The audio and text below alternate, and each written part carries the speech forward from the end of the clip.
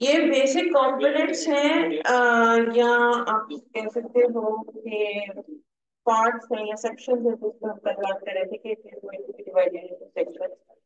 तो ये आपके लॉन्ग रिपोर्ट की सेक्शंस हैं। की components of business report include, एक आपका टाइटल पेज होता है, जैसे आप लोगों की टेक्स्ट बुक्स भी होती है या नॉवेल्स होते हैं, उसका एक टाइटल पेज नहीं होता, मेन पेज, वो थोड़ा सा फैंसी भी होगा, कलरफुल भी होगा।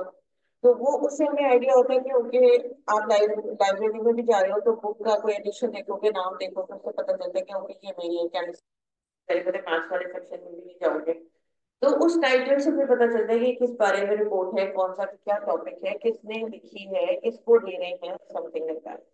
फिर आपका टेबल ऑफ कंटेंट होता है, जैसे पेज नंबर, इस पेज नंबर के ऊपर ये टॉपिक होगा, इस पेज नंबर के ऊपर वो टॉपिक होगा। तो उससे आसानी होती है, क्योंकि जब हम बहुत लॉन्ग कोई नॉवल पढ़ रहे हैं या टेक्स्ट बुक पढ़ रहे हैं तो फिर पेजों को ढूंढना पड़ता है ना, 100 पेज पे ये होगा, 99 पे ये होगा, या 50 पे ये। तो जब हम टेबल ऑफ कंटेंट बनाते हैं तो हमें पता होता है कि कौन से टॉपिक पे और कौन से पेज पे हमने जाना है। इजी हो जाता है for the reader. Executive summary एक चीज होती है, उसको फिर भी हम देखते हैं, समरी से तो वर्ड समझ में आ रहा होगा। तो पूरी जो हमने रिपोर्ट बनाई है उसको मुख्तसर अल्फाज में लिखकर आप वो एक पेज बनाते हैं उसका, ताकि before reading the entire report, if the reader wants to go through the basics of the main points of the report first, तो वो इंसान पहले आपकी समरी पढ़ेगा रिपोर्ट की, उसके बाद फिर वो डिटेल में जाएगा।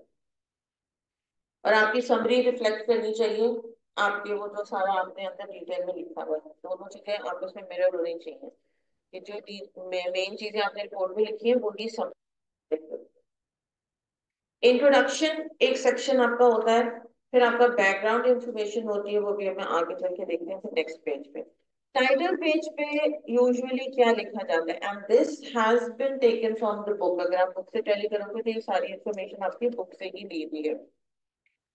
तो ये थोड़ा बहुत आप समझे कि रिपोर्ट, ये टाइटल पेज है या बैकग्राउंड इंफॉर्मेशन, ये थोड़ी सी वेरी कर सकती है अगेन आपके टॉपिक टू टॉपिक। मगर इसमें जो जनरल चीजें हैं वो या यूजुअल चीजें हैं वो ये होती ही हैं। जी वॉइस लो है बेटा, आप तो मैं माइक पे हूँ और मुझे इससे ज्यादा तो मैं नहीं कुछ कर सकती। ट्राई करें रिकनेक्ट करने के लिए प्लीज।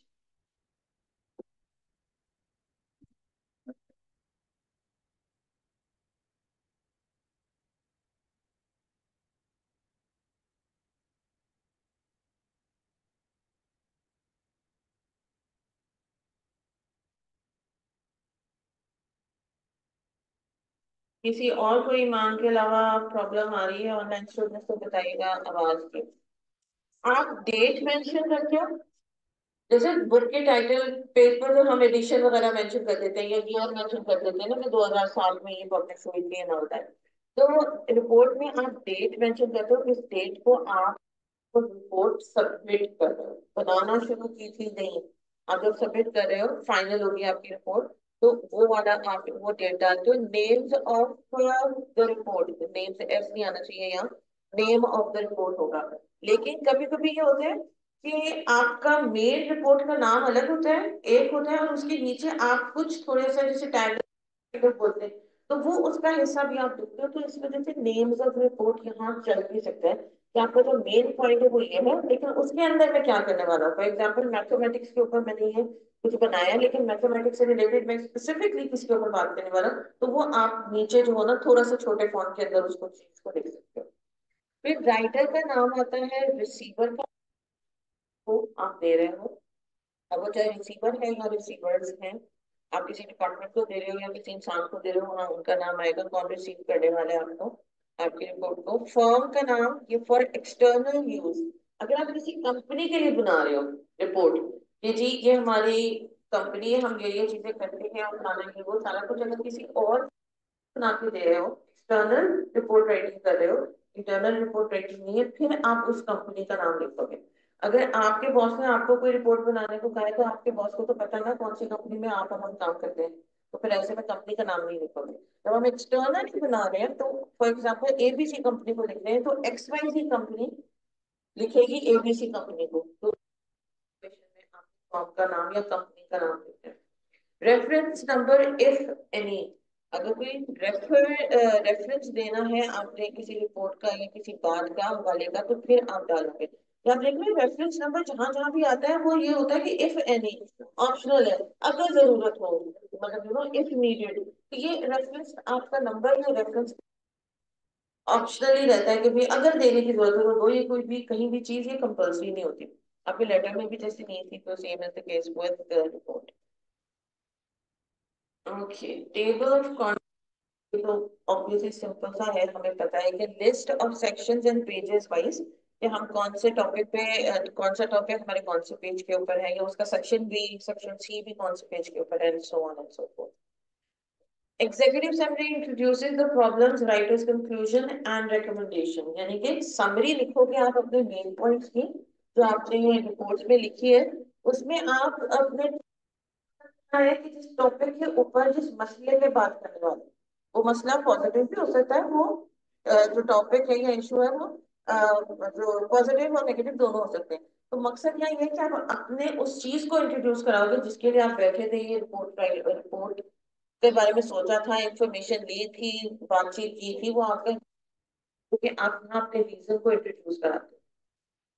क्योंकि ये ऑब्वियसली लॉन्ग रिपोर्ट है, तो हम जो है 150 वर्ड्स की तरह उसको नहीं केटर कर सकते कि सिर्फ 1.5 सेंटेंस का या 1.5 लाइन का हम इंट्रोडक्शन लिख लेंगे, क्योंकि नंबर ऑफ वर्ड ज्यादा है, तो हमें फिर ऑब्वियसली इसके नंबर ऑफ वर्ड्स को भी बढ़ाना है जब हम इंट्रोड्यूस कराएंगे अपने प्रॉब्लम को, इशू को, या जो टॉपिक है हमारा। राइटर ने क्या रिकमेंडेशन दी है इस पूरी ऑब्जर्वेशन के हवाले से या इन्वेस्टिगेशन के हवाले से, वो यहाँ जो है वो समरी में मेंशन की जाती है कि ये हमारा मसला था, और इसके ऊपर हमने, आप बहुत ब्रीफली बताओगे कि हो गया हमने काम किया इसके ऊपर, और फिर आपकी तरफ से जो है वो रिकमेंडेशन और कंक्लूजन क्या निकली। अब कंक्लूजन में ही कि हम एक्सप्लेनेटरी पार्ट को डाल देते हैं। अभी आप आगे जाके देखोगे ना कि कंक्लूजन का मतलब क्या है, तो वो आपको समझ में आएगा। रिकमेंडेशन होती है हमारी तरफ से रिसर्च, ये मसला था, ठीक है, इसके ऊपर इतनी रेकी की, इतनी इंफॉर्मेशन गैदर की, इतनी ऑब्जर्वेशन की, अब सारा कुछ, और फिर उसको मद्देनजर रखते हुए मेरी क्या रिकमेंडेशन। तो अगेन, रिकमेंडेशन या सजेशन दे रहे होते हो किसी भी रिपोर्ट के हवाले से स्पेशली, तो आपने बायसनेस नहीं दिखानी, आपने प्रेफरेंस किसी को नहीं देनी। जो उसने अच्छा काम किया आपने हाईलाइट करना है, जिसने गलत काम किया आपने हाईलाइट करना है, जिसने ओके काम किया आपने उसको भी आगे लेके आना है। कोई चीज बैकहैंड पे नहीं रखनी, किसी को बचाना नहीं है, या किसी को जानबूझ के फंसाना नहीं है, उसकी गलती नहीं है उसको हाईलाइट नहीं करना, तो उसको हाईलाइट करना है। इस तरह की चीजें आपने रिकमेंडेशन में अपने लिखी है। एंड कीपिंग इन माइंड कि एज अ थर्ड पर्सन, आप ये समझो कि अगर आप अपने भाई के ऊपर भी कोई रिपोर्ट बनाने को किसी ने कहते थे, एज अ थर्ड पर्सन आपने लेना, वो आपका रिलेशन या दोस्ती वगैरह कुछ भी माइंड में नहीं रखेगी। या फलानी कंपनी के बारे में जो होना, मैंने अच्छी चीजें सुनी है तो मैं डाल दूं, सुनी है ठीक है, पहले रेकी तो करेंगे वो बातें अच्छी भी हैं कि नहीं है। तो कल को आप पर जो है वो फिंगर पॉइंट होगा, ये माइंड में रखिएगा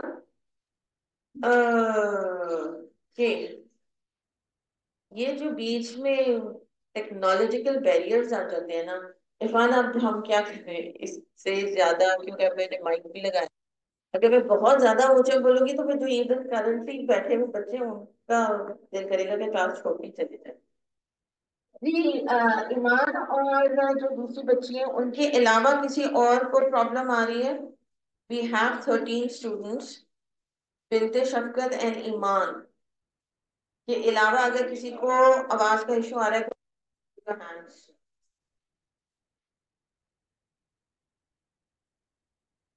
अगर तो बच्चे एक या दो बच्चों को प्रॉब्लम आ रही है, तो इसका मतलब है कि आपके एंड पर नेट वीक हो सकता है।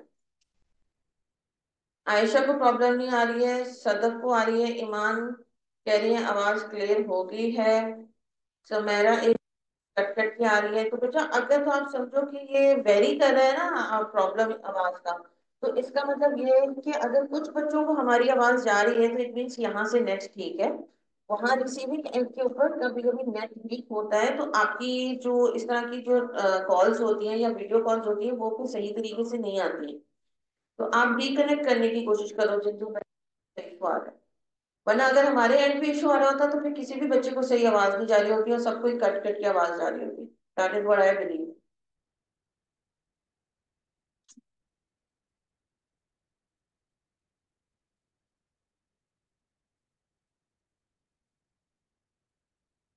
अच्छा, आप यहाँ ये समझो कि एग्जीक्यूटिव समरी के अंदर जो हमने टॉपिक को इंट्रोड्यूस कराया था वो ब्रीफली कराया था, क्योंकि समरी है, छोटा बनाना है ना उसको समरी।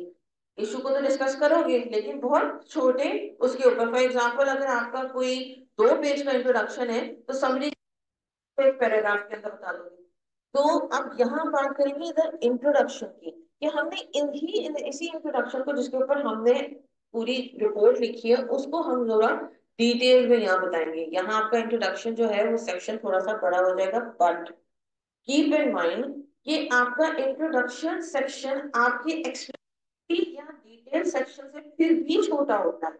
अगर मैं बात करूं कि जब आप सारी इंफॉर्मेशन दे रहे होते हो तो मैंने इनसे बात की, उनसे बात की, मेरी एनालिसिस ये है, ये सारा कुछ जो मेजर चंक ऑफ इंफॉर्मेशन है वो आपकी फिर भी नंबर ऑफ वर्ड ज्यादा होंगे, और इंट्रोडक्टरी पैराग्राफ आपका फिर भी छोटा होगा। ये एक समझो कि एक डिफॉल्ट रूल है कि जो आपका मिडिल सेक्शन होता है ना वो आपका नहीं होता है, चाहे वो 500 पेज का है चाहे वो 2 पैराग्राफ का। अगर वो 2 पैराग्राफ का है तो इंट्रो वाला डेफिनेटली 1 पैराग्राफ का तो होगा, लेकिन वो उन दोनों पैराग्राफ से छोटे साइज का होगा। अगर हम 500-600 वर्ड मिडिल वाले पार्ट में दे रहे हैं तो हमारा फॉर एग्जाम्पल हम 100 वर्ड्स का हो सकता है इंट्रोडक्टरी, फिर भी छोटा नहीं होगा। मगर देखो 1.5 लाइन से 100 वर्ड्स तो ज्यादा ही है। तो आपका वेरी करेंगे वर्ड्स, लेकिन ओवरऑल जब आप अपना पीस ऑफ डॉक्यूमेंट देखोगे तो जहां वो इंट्रोडक्शन पे हेडिंग दी हुई है तो वो देखने में छोटा लगना चाहिए, और जो नीचे डिटेल नेक्स्ट पेज पे बता रहे हो और एक्स्ट्रा इन्फॉर्मेशन एक्सप्लेनेशन दी हुई है वो बड़ी होनी चाहिए साइज में। तो आपका इंट्रो फिर भी छोटा रहता है, चाहे आपके नंबर ऑफ वर्ड्स जितने भी हो जाए। तो ये चीज हमने माइंड में कि क्योंकि लॉन्ग रिपोर्ट है तो उसका इंट्रो हम 2 पेज का करें, बेशक कर लो 2 पेज का, लेकिन फिर इसका मतलब है कि आपकी जो एक्सप्लेनेशन है वो आपके कोई 40-50 पेज की होगी। कि 2 पेज का जब इंट्रो है इतना लंबा चौड़ा, तो फिर सोचो एक्सप्लेनेशन कितनी आपकी जरूरत लंबी चौड़ी होगी। अच्छा, इंट्रोडक्शन में हम जरा बात करते हैं अपने उसकी प्रॉब्लम को लेकर, जरा लंबा चौड़ा करके बैकग्राउंड इंफॉर्मेशन दी जाती है कि व्हाट उस इशू के हवाले से कोई बैकग्राउंड इंफॉर्मेशन आप समझते हो कि मुझे अपने रीडर को देने की जरूरत है ताकि उसको ये करंट वाला जो टॉपिक है या प्रॉब्लम है वो समझ में आए। जैसे वो कहते हैं ना कि आप को अगर वाई समझ में नहीं आ रहा तो पहले एक्स समझाओगे तो फिर वाई समझाओगे तो फिर जेड जाओगे। करते कि Z X Y W T उल्टा तो नहीं ना, बच्चों को पढ़ाते जब एबीसी पढ़ा रहे होते हैं। तो हमने अगर बच्चे को वाई समझाना है तो पहले एक्स समझाना पड़ेगा फिर उसको वाई समझ में आएगा। तो ऐसे ही नहीं अगर जो हम टॉपिक डिस्कस कर रहे हैं और हमें लग रहा है कि हमारे ऑडियंस को हमारे रिसीवर को शायद इसकी बेसिक इन्फॉर्मेशन ना हो जो कि इस इन्फॉर्मेशन को मजीद अहमियत देगी, तो हम वो थोड़ी सी साथ में डाल दें जो एक्स्ट्रा इन्फॉर्मेशन है फॉर द रीडर, ताकि उसको बेहतर तौर पर ये वाली समझ में आए। ताकि वो कहते अच्छा यूं सिलसिला चल रहा था, अच्छा ये इन्फॉर्मेशन, अच्छा इस वजह से ये ऐसा हुआ।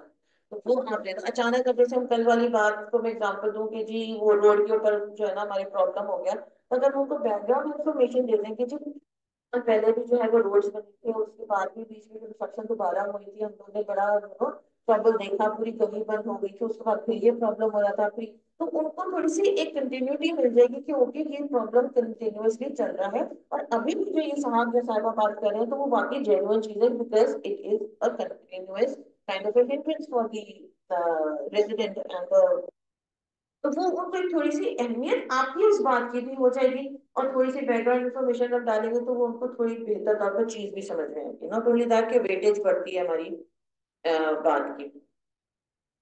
ऑनलाइन स्टूडेंट्स बेटा कुछ आवाज बेहतर हुई है जिन्होंने रिकनेक्ट किया है?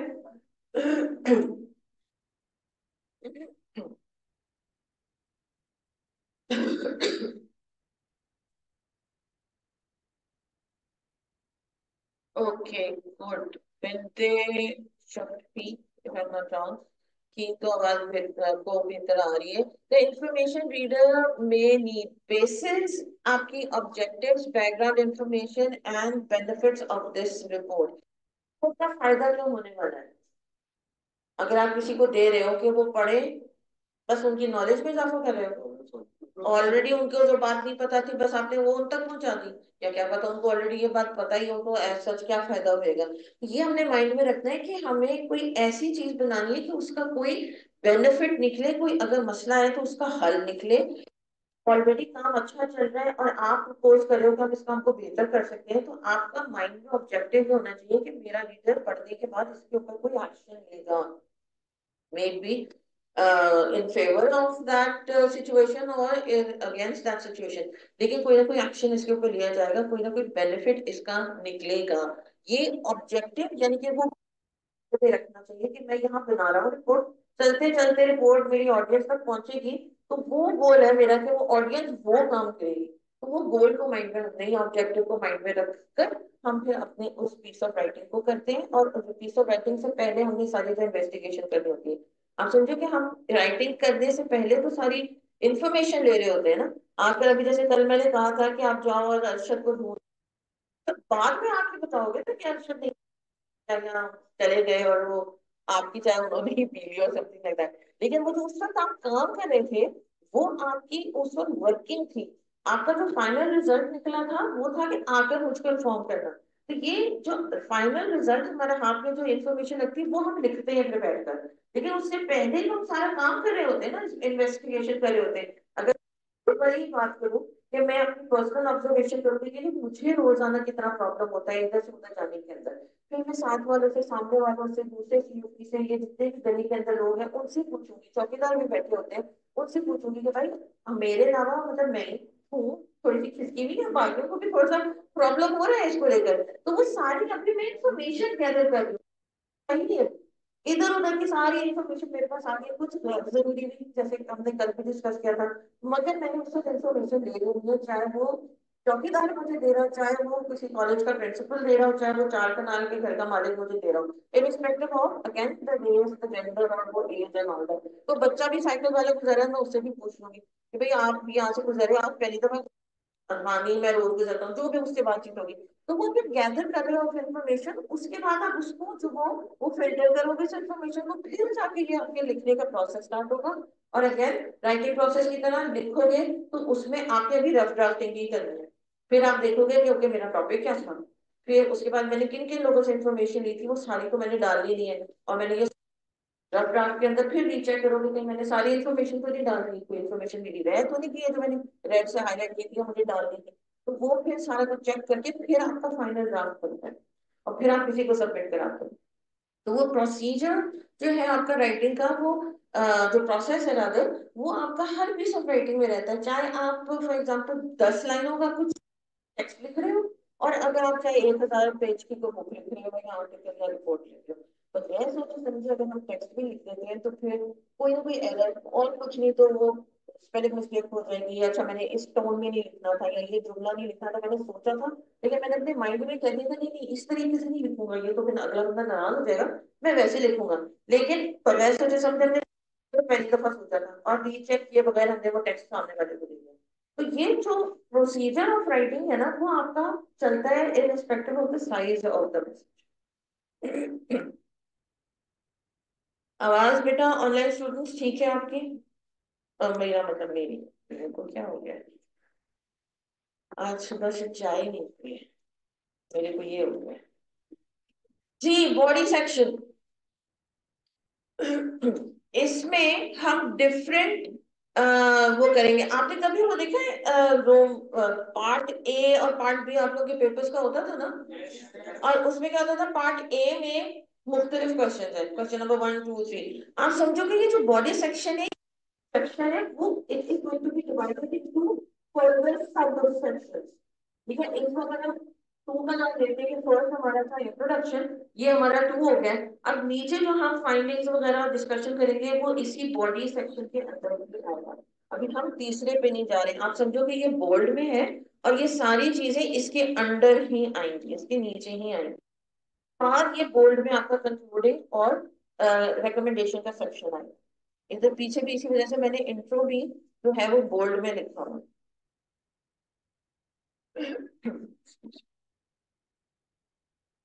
बॉडी सेक्शन में आपने जो है वो नेसेसरी, अगेन नेसेसरी का वर्ड बहुत इंपॉर्टेंट है कि जो सारा कुछ गैदर किया था वो नहीं डालोगे।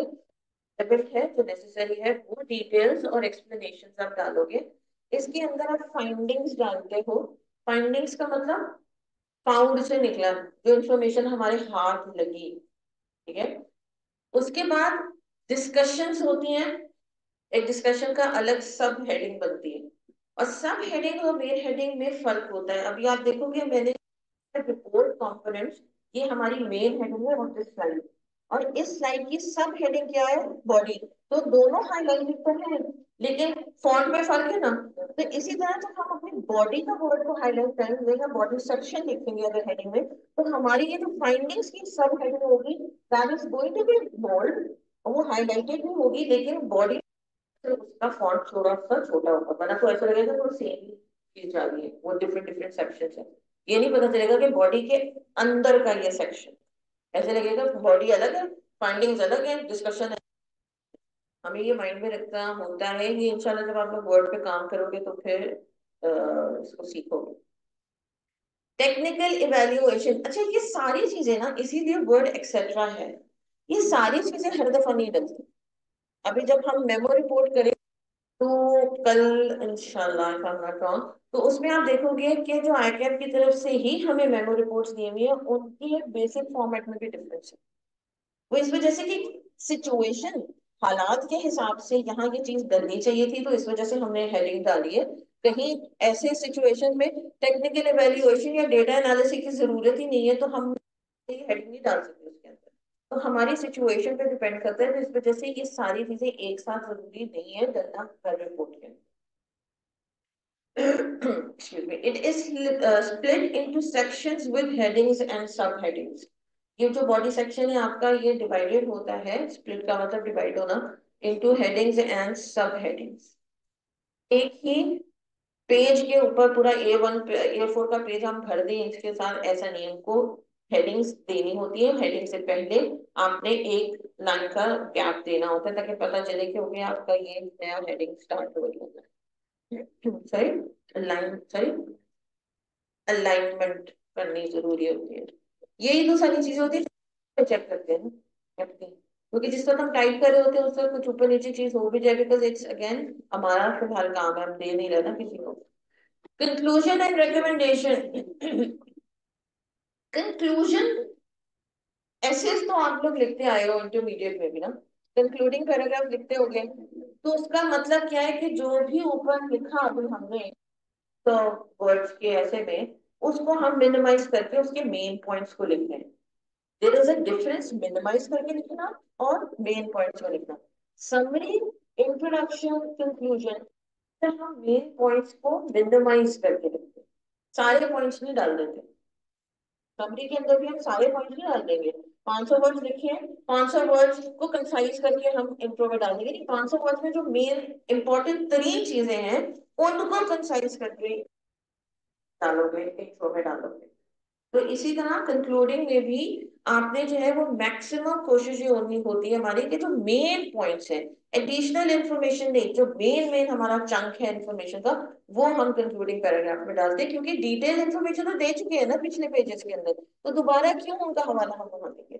कंक्लूडिंग सेक्शन ऐसे सिर्फ होते, जाते जाते एंड करते करते अपनी पीस ऑफ राइटिंग या इवन ओरल कम्युनिकेशन में भी, कि आप एक रिमाइंडर देते जा रहे हो अपने लिसनर को या अपने रीडर को कि भाई अभी हमने थोड़ी देर पहले ये सारी डिस्कशन के मेन पॉइंट्स को जो है ना वो एड्रेस किया था। जैसे मीटिंग होती है, अब मीटिंग में बैठे 2 घंटे की मीटिंग है, 15 पॉइंट्स डिस्कस किए हैं, अब जाते जाते वो बड़ा टाइम हो गया तो चाय वाय भी पी लिए, तो ब्रीफली हमने ये और ये बातें की थी, तो उनके ऊपर कल तक हम कुछ काम करते हैं बस। तो कंक्लूड करते हुए दोबारा से तो नहीं ना वो 2 घंटे की मीटिंग हम कर सकते हैं, वरना तो फिर वो तो 4 घंटे की मीटिंग हो।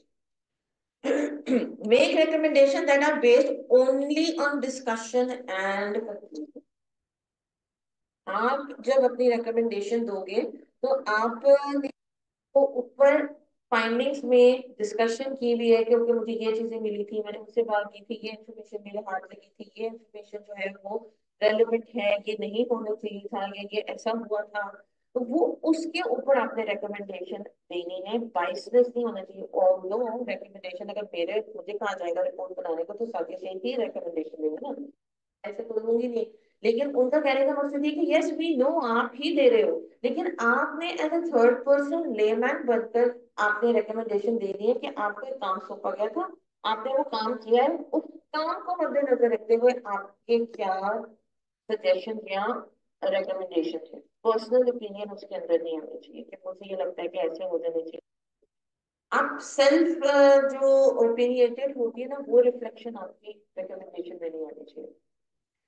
एंड इससे पहले मैं बात कर रही थी पिछली स्लाइड पे कि अगर हम बेध्यानी से रिपोर्ट बनाते हैं, नॉट दैट कि हमारा माइंड में ऐसा है कि किसी को बचा दें या किसी को फंसा दें और समथिंग लाइक दैट, कि फैक्ट्स ना बताएं, लेकिन अगर हम बेध्यानी से रहे हैं तो कल को हमारे पे क्वेश्चन उठ सकता है कि आप क्या सोच समझ के गए थे ये रिपोर्ट बनाने के लिए और आपने क्या रेकी की थी। हर दफा जरूरी नहीं कि आप फील्ड वर्क में ही जाओ, वो कहेंगे आपने क्या इन्फॉर्मेशन गैदर करके ये रिपोर्ट बनाई, इसमें तो ये गलती है, इसमें तो ये गलती है, ये चीज फलानी चीज से टैली नहीं कर रही है, आप कह रहे हो कि ये चीज है जो हमने अपने अकाउंट्स निकाले या अपना फलानी फाइल निकाले तो वो तो इसी चीज से मैच नहीं करी, तो आप भी कर। तो फिर क्या हुआ कि उस वक्त आपको लगा ना कि बस बना के दे दो, किसी ने क्या पढ़नी है, नहीं पढ़ते हैं बेटा रिपोर्ट का। मैंने कहा था कि एक आपको ये रिपोर्ट बनाने को अगर दिए तो सोचो कि आपको उन्होंने, या तो वो आपके सीनियर्स आपको टेस्ट कर रहे हैं कि भाई आप किस तरह हमें बना के दे रहे हो, बाकी एवं ही करके दे दिया गया ये सोच के ये लोग पढ़ते तो होंगे नहीं है ऑल दैट। और वरना ये भी है कि आपको वो रिस्पॉन्सिबल समझ, काबिल समझ रहे हैं, स्किलफुल समझ रहे हैं, तो वो आपको जिम्मेदारी दे रहे हैं। इन बोथ द केसेस जिम्मेदारी बहुत ज्यादा होती है जब आपको कोई इस तरह का टास्क दिया जाता है। You need to be truthful, और वो हार्ड वर्क करके ही आपने जो है वो रिपोर्ट अपनी बनानी होती।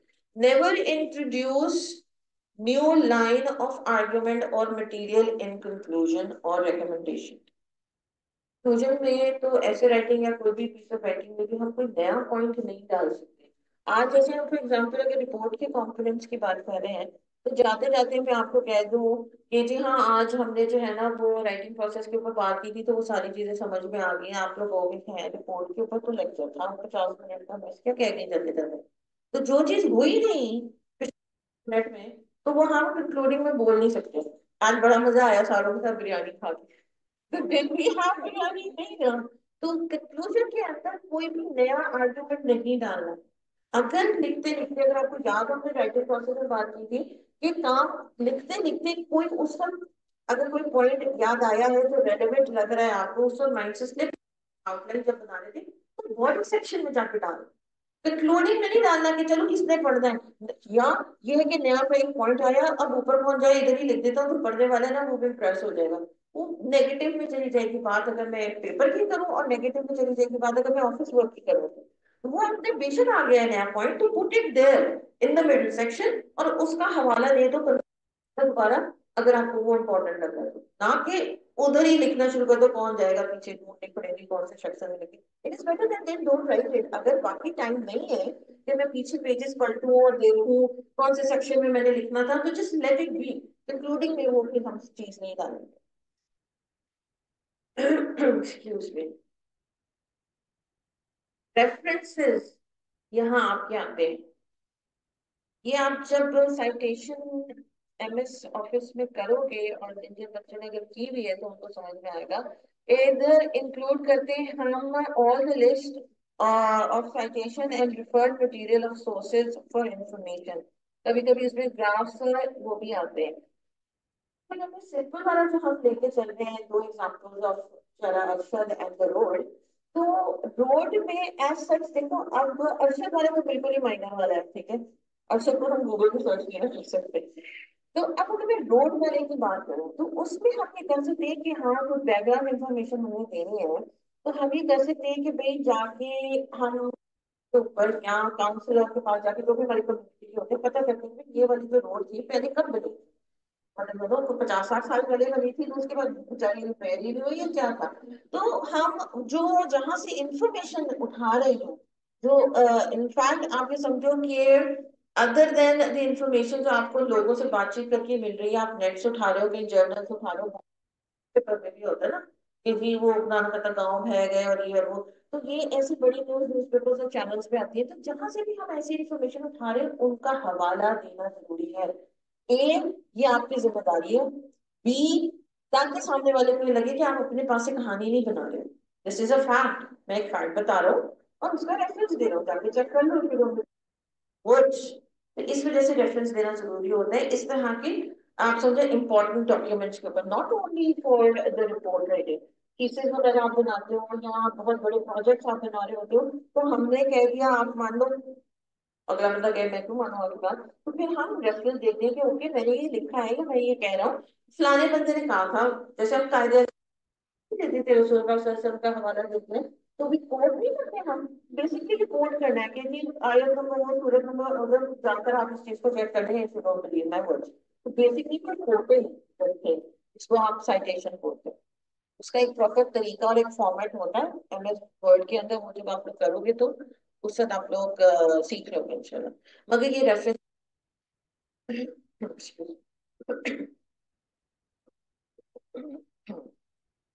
ये हमारा नाम तो भी ना बजा। We still have time. इसमें अपेंडिसेस नहीं था, तो इसमें से कहाँ गया? यहाँ पे मुझे याद है लास्ट में अपेंडिसेस आता था। अच्छा, एनी अपेंडिसेस आपका लास्ट सेक्शन होता है जो कि आपकी आई कैप की बुक में भी है, एंड में ना, तो आपको उन्होंने इडियम्स और फ्रेजल वर्ड्स वगैरह दिए हुए, एडिशनल इंफॉर्मेशन हमने जो देनी हो, जो हमें लग रहा हो कि रेलेवेंट है, लेकिन मुझे मिडिल पार्ट में नहीं डालनी है, वो मैं साइड में एक रख देता हूँ, एक्स्ट्रा इन्फॉर्मेशन के पॉइंट ऑफ व्यू से दे देता हूँ। जैसे हम रेज्यूमेज के अंदर अपनी सारी चीजें नहीं डालते, साथ में कवर लेटर जिसके अंदर हम डिटेल्स चीजें बताते हैं, तो सेम इज द केस में कि हम समझ रहे हैं कि इंफॉर्मेशन इंपॉर्टेंट है, लेकिन बॉडी सेक्शन में यहाँ फिजिबल नहीं है इसको डालना, मगर ये हम चाह भी रहे हैं कि मेरे रिसीवर तक पहुंचे, तो हम फिर वो एंड सेक्शन के अंदर डाल देते हैं। कभी कभी आपके ग्राफ वगैरह जो होते हैं, वो फॉर एग्जाम्पल आपने 6 सेलेक्ट किए हैं, आप समझो कि 4 मेरी बॉडी सेक्शन में आने चाहिए, लेकिन ये 2 जो हैं ये भी होने चाहिए, लेकिन मुझे फिर एंड में डालना है। कभी कभी ये भी होता है कि आपने 6 सेलेक्ट किए हैं, 4 आपने अंदर डाले हैं, वो 4 भी, और जो 2 आपने अंदर नहीं डाले, 6 के 6 आप एंड में भी डाल देते हो फॉर रिकन्फर्मेशन। जब आपका लीडर जब अपेंडिक्स पढ़े तो उसको वहां भी वो इन्फॉर्मेशन मिल जाए, तो एक्स्ट्रा इन्फॉर्मेशन आपने डालनी, कोई एक्स्ट्रा कोई डिफिकल्ट टर्मिनोलॉजी आपने यूज की हुई है, तो जो आप समझते हो कि शायद मेरे वीडियो को डिफिकल्टी होगी, तो वो आपको अपेंडिसेस में मिल जाती है। अच्छे पढ़े लिखे लोगों को पता होता है कि हमारे पास एक्स्ट्रा इन्फॉर्मेशन वहाँ होगी, rather than searching Google for it कि ये क्या इसमें हेडिंग है क्या बात है। तो मेरे अच्छा राइटर अगर होगा तो उसने मेरे लिए आसानी के लिए अपेंडिक्स में इन्फॉर्मेशन डालनी भी होगी। Writing a report requires information to be collected and organized and reach conclusions or suggestions. Organise करना बहुत ज्यादा जरूरी होता है किसी भी पीस ऑफ राइटिंग को, जिंदगी को भी अगर हम ऑर्गेनाइज नहीं रखेंगे तो गड़बड़ हो जाती है। आप इंफॉर्मेशन कलेक्ट करते हो, चाहे वो फेस टू फेस कन्वर्सेशन करके, आप जो हो वो जर्नल्स पढ़ के, किताबें पढ़ के, गूगल से इंफॉर्मेशन लेके, लाइब्रेरी जाके, टेक्निकल लोगों से मिलकर अगर हेल्थ के ऊपर कोई काम कर रहे हो, कोई प्रोजेक्ट बना रहे हो, तो हॉस्पिटल विजिट कर रहे हो, WHO के जो है वो जर्नल निकाल रहे हो, उनमें से इंफॉर्मेशन दे रहे हो, वो डिपेंड करता है आपको, आपने कलेक्ट करना होता है अपना डेटा या इंफॉर्मेशन, और फिर उसको सही तरीके से, जब कोई चीज कलेक्ट कर रहे होते हैं ना, यानी कि फाइंड आउट कर रहे हैं, उस वक्त हमें तरतीब को माइंड में रखने की जरूरत है, उस वक्त ऑर्गेनाइजेशन को माइंड में रखने की जरूरत है कि अरेंजमेंट मेरी इंफॉर्मेशन की सही नहीं है, वो अभी हम अपने लिए काम कर रहे हैं। वो WHO की कोई रिपोर्ट है उसको भी डाउनलोड कर लो, हेल्थ से रिलेटेड पाकिस्तानी कोई है उसको डाउनलोड कर लो, अगर एजुकेशन की बात कर रहे हो, अगर HSC की कोई इन्फॉर्मेशन हो उसकी मिल गई है ना, अभी अंदर जाके पढ़ेंगे तो उसमें से 100 पेजेस में से सिर्फ 4 लाइनें मेरे काम की थी, मगर काम की थी। तो ये सोचो कि वो 100 पेजेस या 100 वो पढ़ने पड़ेंगे हमें, फिर जाकर आपको मिलती है 4 लाइनों की इंफॉर्मेशन। तो ऐसी सिचुएशन में एक बड़ा सब्र की जरूरत होती है कि जब आप इस तरह का टास्क कर रहे होते हो, तभी फिर आपकी जो है ना full proof kind of peace of writing बनती है कि आपने कोई भी कॉर्नर्स छोड़े नहीं होते। Highlight in the sense, main ये डिपेंड करेगा आपके जिस ऑर्गेनाइजेशन में आप काम कर रहे हो ना, लेकिन as far as the paper is concern, उसमें जो शॉर्ट रिपोर्ट हम करेंगे वो तो हमने 100% वही ही चीजें फॉलो करनी है, उन्होंने हाईलाइट नहीं किया तो हमने नहीं करना, उन्होंने किया है तो हम। Propose questions that need attention for an effective plan of writing. अपने आप से सवाल पूछना है, ये एक नॉर्मल जो है ना वो रीडिंग और राइटिंग के वो एक समझो टेक्निक होती है कि जब आप कोई चीज रीड कर रहे होते हो तो भी आप अपने आप से सवाल करते हो ड्यूरिंग रीडिंग, इसको कहते हैं, एक स्टेप होता है। तो लिखने वक्त आपने अपने आप से सवाल कर लिया, सवाल आप लोगों को याद दिलाएंगे हमारा first chapter, what are the core objectives, कि आप चाहते क्या हो, कि आपका हासिल मकसद क्या हो, आप रिपोर्ट किस लिए लिख रहे हो, पर्पस क्या है, व्हाट इज द रीजन, आपको रिसीवर क्या है, ये पीआरसीएम वाली चीज है, बिल्कुल वो ये चीज कि मेरा पर्पस क्या है लिखने का, एवरीथिंग करा था अपने आप को ठिकाने का, या कोई रीजन था। रिसीवर कौन होने वाला है, एक बंदा है, दो बंदे हैं, एक बंदी है, एक बंदा है, डिपार्टमेंट है। Where will the necessary information, अपनी भी आसानियां पैदा करनी है ये सवाल पूछकर। अभी हमने हम अब उठे भी नहीं है कोई इन्फॉर्मेशन लेने के लिए, ना ही गूगल पे गए, ना ही फिजिकली कहीं गए हैं बाहर इन्फॉर्मेशन लेने। अभी हम आपसे आपसे सिर्फ सवाल करें ताकि हम कम से कम खबरें और मैक्सिमम हमारा काम हो जाए। तो हम इस टॉपिक से रिलेटेड जो भी हमारे पास है, हमारे पास बनी बनाई इन्फॉर्मेशन कहाँ से मुझे मिल सकती है जो मेरी हेल्प करेगी, या एडेड इन्फॉर्मेशन मुझे कहाँ से मिल सकती है। साइज, वॉल्यूम मेरे रिपोर्ट का क्या होने वाला है। अगर आपको किसी ने कोई असाइन किया है कि जी 1,000 वर्ड की आपने रिपोर्ट बनानी है, तो वो माइंड में होनी चाहिए ना कि 1,000 वर्ड की रिपोर्ट बनानी है। और अगर खुद से बना रहे हो तो भी माइंड में रखना, बस लिखते जाओ लिखते जाओ लिखते जाओ, 2 साल लगा दो, पता चला कि मुझे तो 15 दिन में रिपोर्ट दी, तो सालों तक पहुंच गया। तो साइज और वॉल्यूम का आपने माइंड में रखना कि मेरी क्या होने वाली है रिपोर्ट के। How long will it take to write, अगर खुद से भी लिख रहे हो तो भी वो टाइम लिमिट तो सारी जिंदगी बस लिखते रहो, नहीं। और अगर किसी ने कहा है आपको लिखने को, तो आपको वो अव्वल तो बताएंगे कि भाई you've got 2 days, you've got 4 weeks, you've got 1 month, depending on the situation and the size of the report। तो आपने वो माइंड में रखना है कि भाई अभी बंदे ने मुझे इतना टाइम दिया है। लेकिन अब ये क्वेश्चन क्या है, how long will it take to write, कि लिखने में टाइप करने में मुझे कितना टाइम है। अगर अगर बॉस ने कहा है तुम्हारे पास 4 दिन है, हाँ बोलो 4 दिन में रिपोर्ट लिख लूंगा। लिखने के 4 दिन में रेकी भी करनी है, इंफॉर्मेशन भी निकालनी है, उसको फिल्टर भी करना है, और आउटलाइन भी बनानी है, उसको रीचेक भी करना है, बनाकर उसका फाइनल ड्राफ्ट बनाना है। ये सारे दिन के लिए 4 दिन नहीं है, सिर्फ लिखने के लिए नहीं 4 दिन थे। उन्होंने कहा कि 4 दिन में रिपोर्ट मेरी टेबल पे हो, उसका जो बैकएंड काम है वो सारा 4 दिन में होना है। तो ये हमने चीज माइंड में रखी कि 4 दिन का मतलब है कि हमने स्क्वीज करके हमारे पास पहले तो 2 दिन निकाल ही दो, वो आपकी रिवीजन के अंदर और उसके अंदर हो जाएंगे भी करेंगे। अब आप समझो मेरे पास सिर्फ 2 दिन बचे हैं, अब इन 2 दिन के अंदर मुझे सारी इन्फॉर्मेशन निकालनी है। पहले समझना टॉपिक क्या है, मेरे पास ऑलरेडी इन्फॉर्मेशन क्या है, मेरे पास खुद के पास अपने दिमाग में इससे रिलेटेड इन्फॉर्मेशन ऑलरेडी क्या है, आसपास के लोगों से मेरे बैठे बैठे कौन सी इन्फॉर्मेशन ले सकता हूँ, फिर आप कहीं और जाओगे फर्दर इन्फॉर्मेशन के लिए। तो आपने इसको माइंड में रखना कि टाइम लिमिट का ये मतलब नहीं है कि चलो 4 दिन है हम आराम से लिख लेंगे बैठ के। वट आई ऑलरेडी नो, अभी जैसे मैंने बात की कि मुझे ऑलरेडी क्या पता है इसके बारे में, वो हेल्प आउट करती है ना ऑलरेडी इंफॉर्मेशन अगर हमें हमारे पास हो तो। ओके, ये वो दोबारा उन्होंने पीआर सिंह की बात की हुई है, I am not going to like say it again.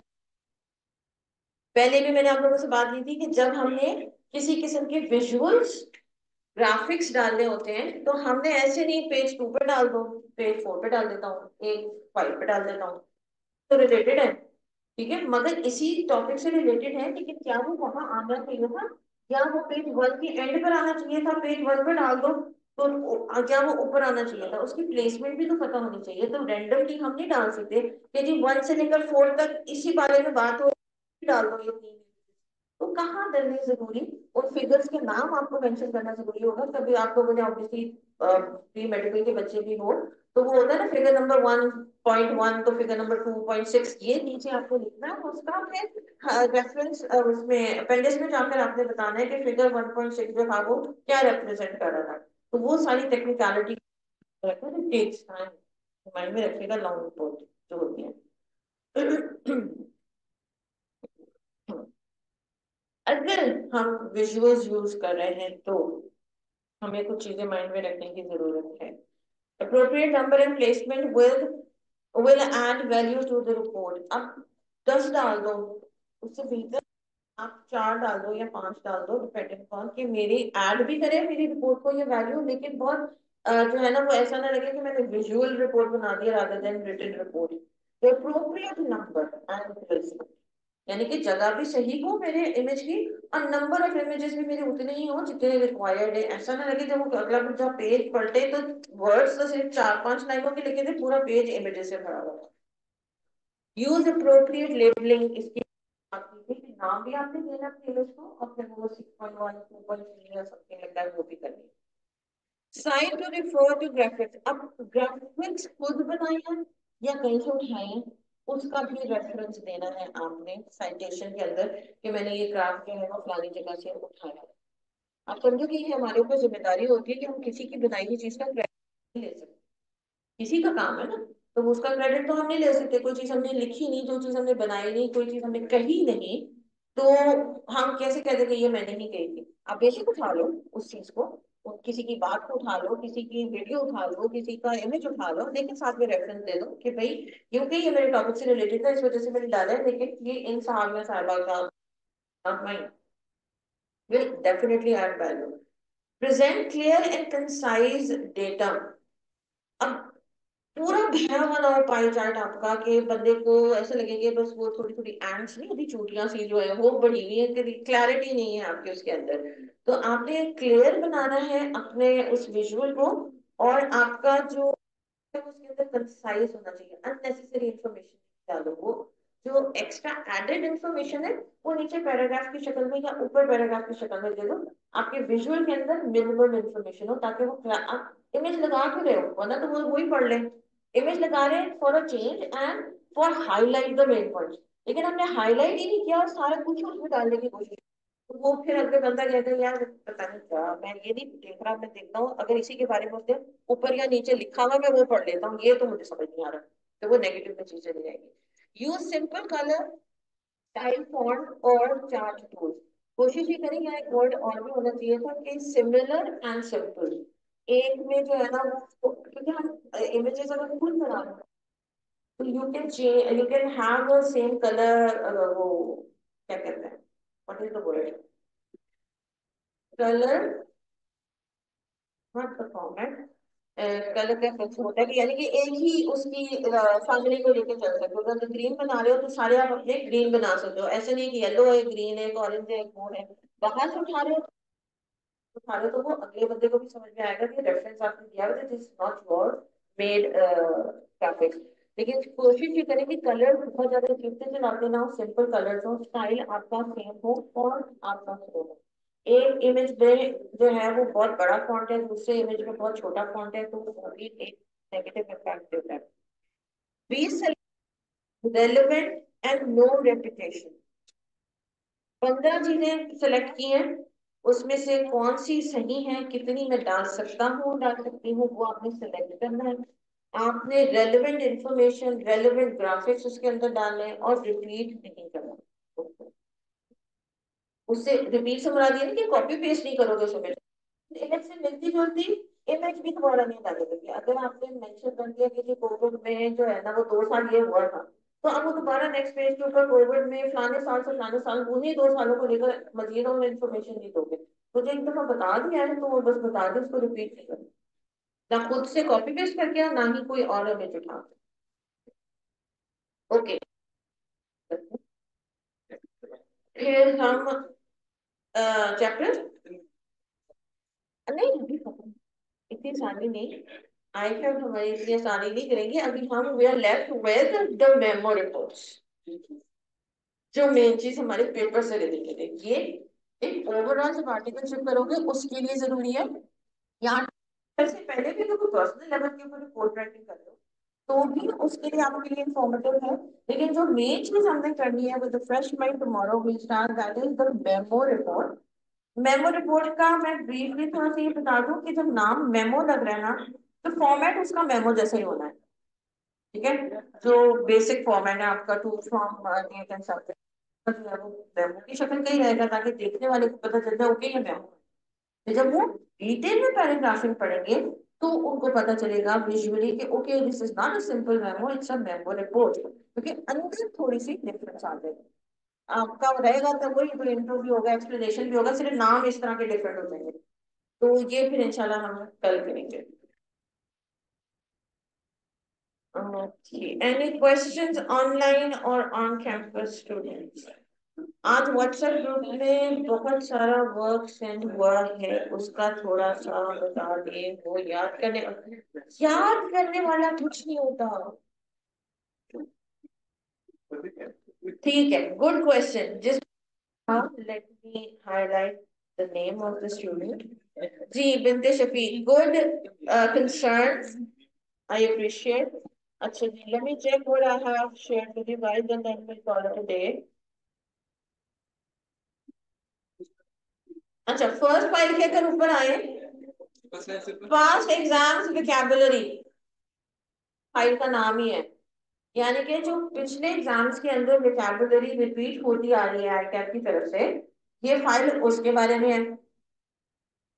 Number 2 file आपकी है BWCS अपडेटेड असाइनमेंट के नाम से, ऐसे ही है। इसमें ही आप समझो कि सर का नाम मुझे याद नहीं आ रहा है, इनका टाइटल पेज पे लिखा हुआ है, काम या वो उन्होंने कुछ कंपाइल की हुई है टॉपिक्स जो repeatedly over the period of time ICAP में आ रहे हैं। नॉट ऑलवेज, लेकिन आप समझो 50% इसमें से चीजें आती हैं। ठीक है, सरकार से। एक आपका ओबेसिटी के नाम से एक फाइल है। ठीक है, ये आपका एक ओबेसिटी के ऊपर जो है वो ऐसे लिखा। देन यू हैव मॉडल और ऑक्सिलरी वर्ब्स का एक इमेज मैंने शेयर किया हुआ है। ये इंपॉर्टेंट इस वजह से है, अगर तू कहोगे इसके ऊपर 10-15 मिनट का लेक्चर कर लेंगे वैसे तो पढ़ जाएगा, कि जब हमने अपनी पीस ऑफ राइटिंग में, ईमेल में, मेमो में और लेटर में पोलाइटनेस शो करनी है ना, कि ऐसा ना लगे कि मैं ऑर्डर दे रहा हूँ कोई काम करने के लिए, और पोलाइटनेस, तो ये मॉडल वर्ड जो है वो आपकी पोलाइटनेस के पॉइंट ऑफ व्यू से हेल्प आउट करते हैं। ऑल्दो हैविंग सेड दैट, आपका जो वांट का वर्ड है वो भी मॉडल वर्ड्स में आता है, लेकिन वो जो है थोड़ा सा आप समझो कि हार्श है। वो ज्यादातर हम वुड का इस्तेमाल करते हैं वांट के बजाय। तो ये आपके वो हैं कैन के, कहीं जी आप कर सकते हो तो कर लें, रादर देन दैट कि ये फाइल लेके आओ। तो डिफरेंस है। इट डज नॉट मीन कि आप सब सीनियर से तमीज से बात करेंगे, जूनियर से भी आपने तमीज से बात करनी है। जो इखलाकियात हैं या जो एथिक्स हैं, that goes for everybody. Not that कि जो वो पीएन है तो उसको कह दिया जाओ चाय लेके आओ, समथिंग लाइक दैट। ये चीज कह सकते हो, बहुत ज्यादा फॉर्मल ना हो, लेकिन एक नॉर्मल तरीके से तो आप कोई कन्वे कर सकते हो कि you need a cup of T. तो ये वो आपके वर्ड है जो आपको हेल्प आउट करते हैं to be courteous and polite. Okay, उसके नीचे दो इमेजेस हैं, सॉरी फाइल्स हैं, रेड में हाईलाइटेड नजर आ रही होंगी ना। ये दोनों आपके आर्गुमेंटेटिव राइटिंग के, ये मैं इस वजह से शेयर किया कि मैं फिर भूल ना जाऊँ। और कुछ बच्चों ने, बाय द वे, मैंने ये सारी इन्फॉर्मेशन इसलिए शेयर की कि कुछ बच्चों ने मुझे कहा था कि we want to start preparing for the paper, तो साथ साथ हमने वर्किंग भी करनी है, आपको काम भी दिखाना है, टॉपिक्स भी आप हमारे साथ शेयर कर दें। तो इस वजह से ये मैं इन्फॉर्मेशन उनके साथ शेयर करूँ जिन्होंने वक्त से पहले थोड़ा सा अपनी प्रिपरेशन स्टार्ट कर ली। आप लोग की वजह से है। तो असल में नंबर सारों के सेव नहीं है, तो वो मुझे याद नहीं रहता किसने क्या रिक्वेस्ट की थी, तो फिर मैंने कहा मैं ग्रुप में ही दे देती हूँ। Next, आपका assessment criteria that I have already shared in the Google Classroom, but I thought to share it again. जिन बच्चों को अभी भी समझ नहीं आ रही है कि आपका आईकैप जो है वो पेपर किस तरह चेक करेंगे, ठीक है, तो इसको असेसमेंट क्राइटेरिया उनका क्या है, यानी कि आपको चेक करने का, पेपर को चेक करने का क्राइटेरिया उनका क्या है, किस बेसिस पे वो आपको चेक करेंगे। Okay, send to Sadia BSWCS, आपको एक फाइल मिलेगी। ये भी BWCS ऊपर लिखा हुआ है, ये भी आप समझो एक टीचर की काइंड ऑफ असाइनमेंट है कि उन्होंने मेजर टॉपिक। देखिए, 3 फाइल्स मैंने आप लोगों के साथ इस तरह, आप जब ओपन करोगे ना तीनों को, और तो आप देखोगे कि बाकी के तीनों सरों ने या टीचर्स ने यही कुछ मिलती जुलती चीजें दी हुई हैं, तो रिकन्फर्मेशन हो जाएगी कि बाकी एक सरकार ने बनाई हुई, एक दूसरी सर ने बनाई हुई, तो वो बाकी मिलते जुलते टॉपिक्स ही हैं जो चल रहे हैं।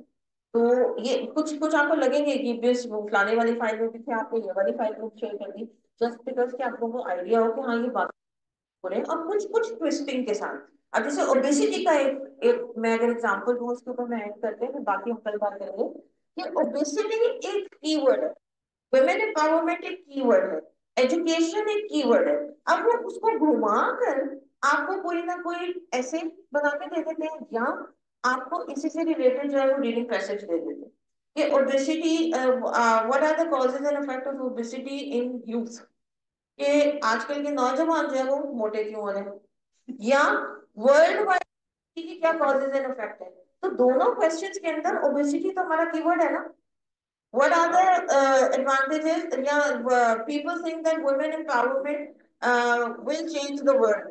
ये आर्गुमेंटेटिव राइटिंग में अंदर आ सकता है।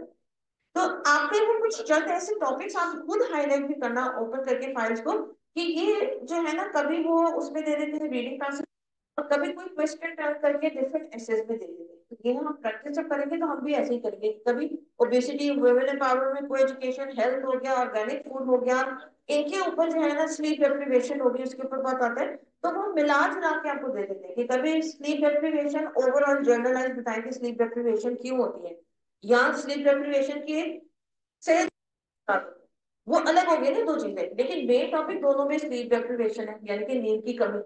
एक सवाल है कि नींद की कमी का सेहत पे क्या फर्क पड़ता है, और नींद की कमी के ओवरऑल दुनिया में क्या कॉजेज हो सकते हैं, लोग क्यों कम सोते हैं, या नींद की कमी उनको क्यों है, और दूसरा क्या है कि नींद की कमी की वजह से सेहत पर क्या असर पड़ते हैं। दोनों में कीवर्ड्स क्या है, नींद की कमी। तो इस तरह ट्विस्ट एंड टर्न करके आपको जो है वो टॉपिक्स दे रहे हैं एसेस में भी और रीडिंग पैसेज में भी। तो वो चीजें इसके अंदर दोनों तीनों फाइल्स में मेंशन है। इसके अलावा मेरे पास अभी जो रीसेंट 3 पेपर्स हुए हैं, पिछले 6 महीनों में, जो ऑल्टरनेट मंथ्स के होना शुरू थे, उसका डेटा मेरे पास अलग पड़ा हुआ, जो मेरे बच्चों ने, स्टूडेंट्स, वो मैंने कंपाइल नहीं किया। बाय द एंड हम जब सेक्शन होगा तो वो कंपाइल करके मैं आपको वो भी दे दूंगी। आप समझो कि वो हमारे पास लेटेस्ट है 2024 का, जो मतलब मेरे स्टूडेंट्स ने मुझे फीडबैक दिया, उसमें भी काफी सिमिलैरिटी है बाय द वे। कि मुझे कभी कभी लगता है ये बच्चे ने तो ये किया था, वो दूसरे बच्चे ने भी ये किया था, वो सेम सेम चीजें उनको आई हुई हैं। काफी बोल रही हैं आज। बस फिर आज बंद करते, कल इंशाल्लाह हम स्टार्ट करेंगे उस पे, मेमो रिपोर्ट के ऊपर। ओके, ऑनलाइन स्टूडेंट्स, अल्लाह हाफिज।